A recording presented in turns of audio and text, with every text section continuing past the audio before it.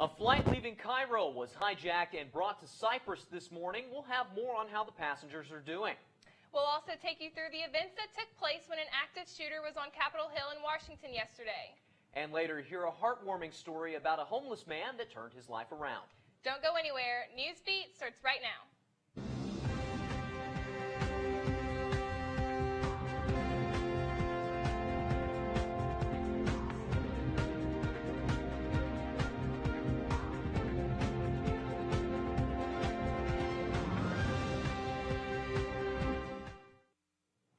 Hello and welcome to Newsbeat. I'm Matt Houston. And I'm Madeline Adams. LSU baseball will be in action tonight against Tulane, and sports director Taylor Curette is live from Alex Box Stadium. Taylor, what can we expect from our Tigers this evening? LSU hosting Tulane tonight. Tigers looking for more plate production after amassing just 5 runs and straining 26 in their weekend series loss to Texas A&M. LSU coach Paul Mainieri hopes these powder blue helmets will be a good luck charm for the Tigers at bat tonight. He also hopes they'll grab people's attention for another reason, as tonight is LSU's annual Prostate Cancer Awareness Month. Hopefully by just doing a little thing like wearing blue helmets and talking about it, it'll a certain segment of the male population will get themselves checked. You know, we all know friends and family that have been afflicted by it, and it's a very controllable cancer if you just get checked. First pitch set for 6:30 against Tulane. Cole Mackay will get the start. It'll be his second start after getting 5 strikeouts in 2 innings last week against UL Lafayette. Green Wave and the Tigers, a battle, in-state battle, tonight at 6:30. Be sure to be tuning in to TigerTV.tv for post-game coverage. That's it here from the field. Back to you guys in the studio. Early this morning, a plane leaving Cairo was hijacked and landed in Cyprus. CBS News London's Willem Marks has more. A hostage scrambled to safety, jumping out of a cockpit window during a hijacking in Cyprus. The suspect accused of seizing the Egyptian Airbus A320 was later arrested on the tarmac at Larnaca Airport, where he'd forced the aircraft to divert and land.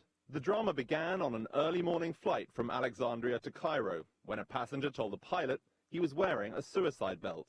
Egyptian TV identified this man as the hijacker, and officials have named him as Saif Eldin Mustafa, an Egyptian national. Soon after touching down, he released 49 passengers, including 8 Americans. But he kept the pilot, co-pilot, and a handful of others on board for several hours.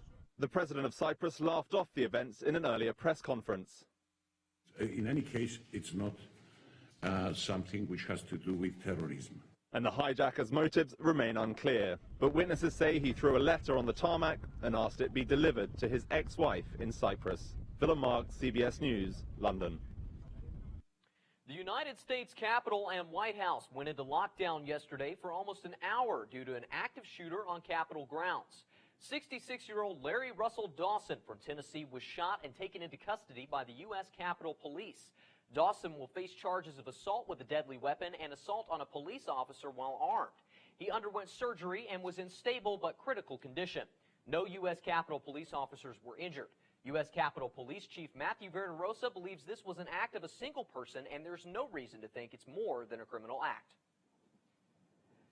Yesterday, the President and First Lady hosted the White House Easter egg roll. The Easter celebrations were interrupted when the White House went into lockdown after the news of the shooting on Capitol Hill.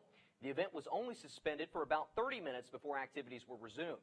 Many celebrities were in attendance, including LSU and NBA legend Shaquille O'Neal. If you take just a 5-minute drive around LSU's campus, you will most likely run into some construction. Over 800 student apartment units were built last year, and there are plenty more to come. But are all of these new apartment complexes just another annoying traffic stop for LSU students, or is it their chance for a free ticket on a cruise? Tiger TV's Michaela Morgan has more.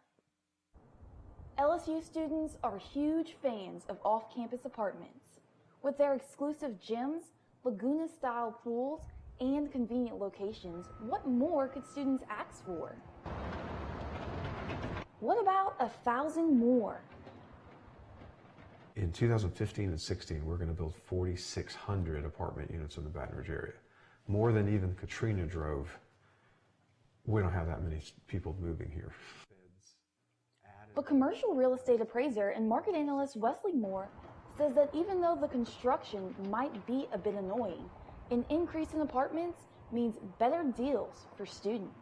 I think as an analyst, it's going to shift to become a very advantageous period for renters, particularly students. I've seen free cruises, free TVs, a gift card. The more common one is sign up for a 13-month lease and that 13th month will be free.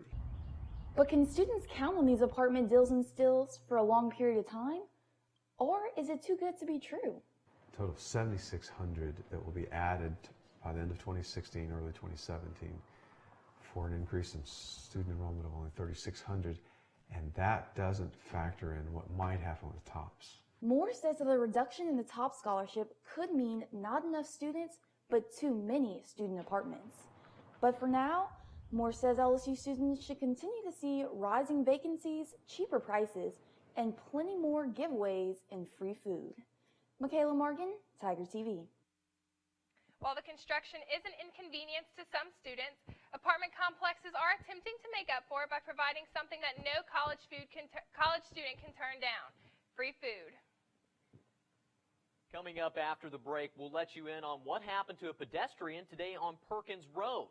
And later, hear about how a homeless man turned his life around. A pedestrian was hit by a vehicle today on Perkins Road near LSU's campus while riding a bicycle. The Baton Rouge Police Department Sergeant Don Capola reported the bicyclist was on Perkins Road and was trying to avoid stopping for a traffic light on Stanford Avenue. The bicyclist attempted to cut across traffic on Stanford Avenue. The VRPD went to the scene and the pedestrian was taken from it by EMS. The VRPD has not yet released information on the pedestrian's condition. Nearly 11% of America's homeless are veterans, and because of their wartime experience, many veterans are more likely to become homeless. Well, reporter Taylor Curette explains how one Baton Rouge man looks to put a stop to that. I put this up not to pat myself on the back. It's not that. I just want to encourage somebody. Warren Locks isn't shy about telling his story. That's why he volunteers at the Capitol Area Alliance for the Homeless in Baton Rouge, so he can share his message to the people who need to hear it most. So how you doing now? Has such a passion for helping others and working with others, and then to learn that he's a veteran. The 57-year-old brings his experience as a retired aircraft technician in the Air Force to Capitol Area Alliance's computer lab. And much like a hard drive, Warren's Speedy Locks has a motor that never stops. Have you ever seen the ever-ready battery? Bunny. Well, you put them two in a race, I'd lay odds on Mr. Warren. Warren may move fast, but he doesn't take a day for granted, knowing he walks these halls today on a different path than before. It's a beautiful thing the way I was on drugs the way I was. Cocaine had me wrapped up in the ways of where every door I fell through, come to find out that one there had a trap door. I had tried everything else, and the only thing I knew was I had to find a way out. I had to get back to my boys. Time was running out. They took a strong team, but I had to one day ask them, can y'all please make an exception for me? I messed my own self up. It's worth the fight. The scars was worth it. The scars was worth it. Didn't feel like it at the time. Warren struggled for 9 years before overcoming his substance abuse. Oh, it's great. Now he feels his purpose is to let other veterans know they can be helped. He gave me a chance that I didn't know I had. Or I wouldn't have went through the homelessness that I went through for the year and a half that I was there before I even found out about them. And I'm here to change that now. The mission started in September 2014 when Warren represented Baton Rouge veterans as Mayor Kip Holden announced the city would join the government's mayor's campaign to end veteran homelessness. We identified 139 homeless veterans in Baton Rouge in September of 2014, and by November of 2015, all 139 had been rehoused.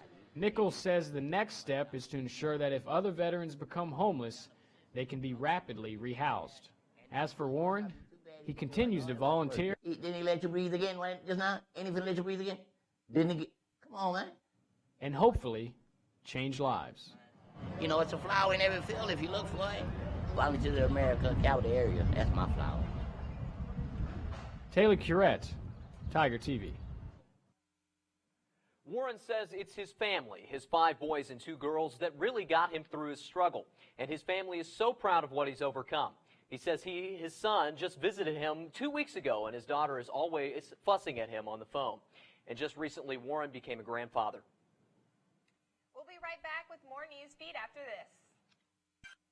That's all the time we have for this evening. For more, you can follow us on Twitter or Instagram at LSU Tiger TV. We're also always online at tigertv.tv. I'm Matt Houston. And I'm Madeline Adams. Thanks for watching. We'll be right back here tomorrow.